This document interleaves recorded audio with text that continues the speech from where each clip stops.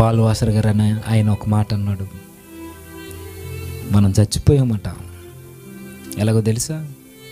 పౌలు అన్నట్టుగా అపరాధాల చేత పాపముల చేత మనం చచ్చిపోయామట. చచ్చిపోతున్న వారుగా నన్నలా పౌలు గారు చాలా బాగా రాశారండి ఆ మాట. మీరు చచ్చిపోతున్న స్థితిలో ఉండగా రక్షించడానికి యేసుక్రీస్తు వారు వచ్చారని అనలా. చచ్చిపోయామట, ఊపిరి పోయిందట. జీవోత్సవాలుగా కంపు కొట్టినట్టుగా పురుగులు పట్టినట్టుగా మన జీవితాలు ఉంటే ప్రభు వచ్చి ఊపిరినిచ్చాడట. ఎలాగో తెలుసా?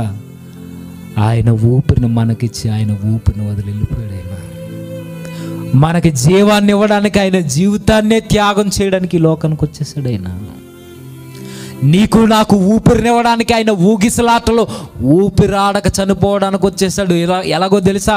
నువ్వు మారవని తెలుసు కూడా, నువ్వు ఇంకా బాప్తిస్మం తీసుకోవని తెలిసి కూడా ఆయన వచ్చేసాడు. ఆయన నువ్వింకా మారు మనసు పొందవని తెలిసి కూడా ఆయన చచ్చిపోవడానికి వచ్చేసాడండి. ఆయన నీ పడకలు మార్పు చెందవని తెలుసు కూడా పక్కలో బల్లెపు పోటు పొడిపించుకోవడానికి వచ్చాడు. ఆయన నీ చూపులు మారవని తెలుసు కూడా కంటి నుండి రక్తాన్ని గార్చడానికి వచ్చేసాడు. ఆయన నీ ఆలోచన స్థితి మారదని తెలిసి కూడా ఆయన వచ్చాడు ముండ్ల కిరీటం పెట్టించుకోవడానికైనా. ఏం ప్రేమించాలి నిన్ను? ఇంకా నిన్ను పిలవాలా? ఎప్పుడో పడిపోయామండి. ఎప్పుడో మన జీవితంలో ఎప్పటి నుండి ఇంకా పడిపోయిన ఊబిలోనే ఉన్నాం. దేవుడు పిలుస్తున్నాడు ఈరోజు, పడిపోయిన వాడా తిరిగిరా అంటున్నాడు. ఆయన పడిపోయిన దానా తిరిగిరా నా దగ్గరికి, మరలా హక్కుని చేర్చుకుంటా. పడిపోయాం కదా, ఎప్పటికే లోకంలో ఉన్నామండి. మనం ఎప్పటికే బాప్తిస్మం తీసుకున్నా తీసుకోకపోయినా ప్రతి ఒక్కరు ఇంకా లోకస్తులమే అని అంటున్నాడు. రా, తిరిగిరా, పడిపోయిన వాడా తిరిగిరా, మరలా నా దగ్గరికి రా. ప్రభు త్యాగాన్ని చూడు ఒకసారి, ఆయన యొక్క మరణాన్ని జ్ఞాపకం చేసుకో. ఆయన ఎంతగా ప్రేమించాడో తెలుసా? కనీసం ఆయన కొరకు ఆయన ఆలోచించుకోలేదండి. కనీసం దేవుడు మనల్ని ఎంత ప్రేమించాడో తెలుసా? ఆయన కొరకు ఆయన ఏమాత్రం ఆలోచించుకోలేదట. ఆ మాట అదే చెబుతుంది. ఆయన ఇతరులను రక్షించడానికి వచ్చాడంటే నిన్ను నన్ను రక్షించడానికి వచ్చాడని బైబిల్ చెప్తుంది. ఒకవేళ ఆయన్ని రక్షించుకోలేనంత అసమర్థుడే అయితే గనక ఆయన ప్రాణం పెట్టడానికి భూమి మీదకే రానవసరం లేదు.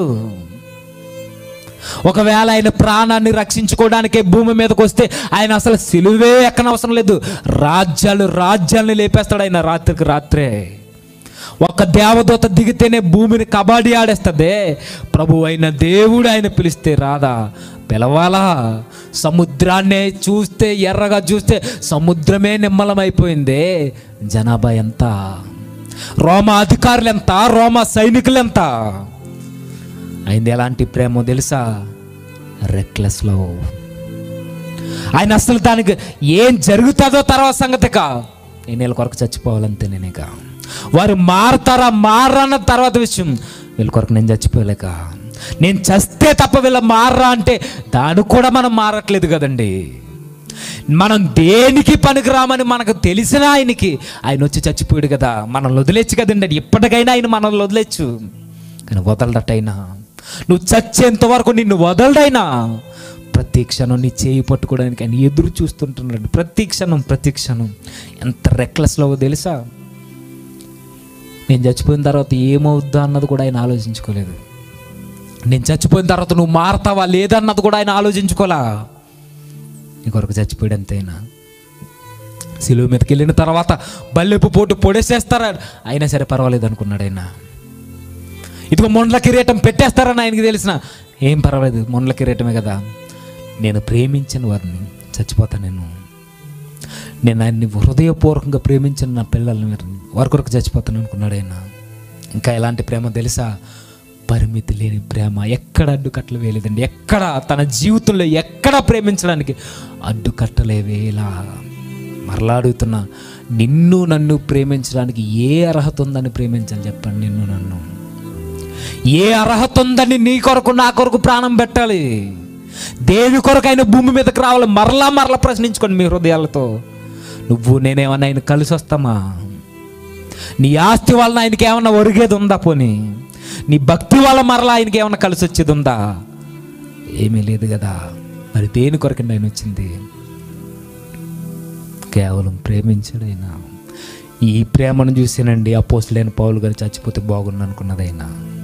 ఈ ప్రేమను చూస్తే పేతురు గారు కూడా తల క్రిందులుగా సిలువ వేయబడ్డానికి సిద్ధమైపోయింది.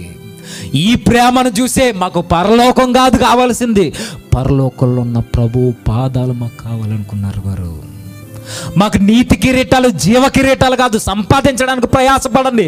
దేనికో తెలుసా? ఆ జీవ కిరీటాలన్నిటినీ పట్టుకెళ్ళి ప్రభు పాదాల దగ్గర పడేయడానికి.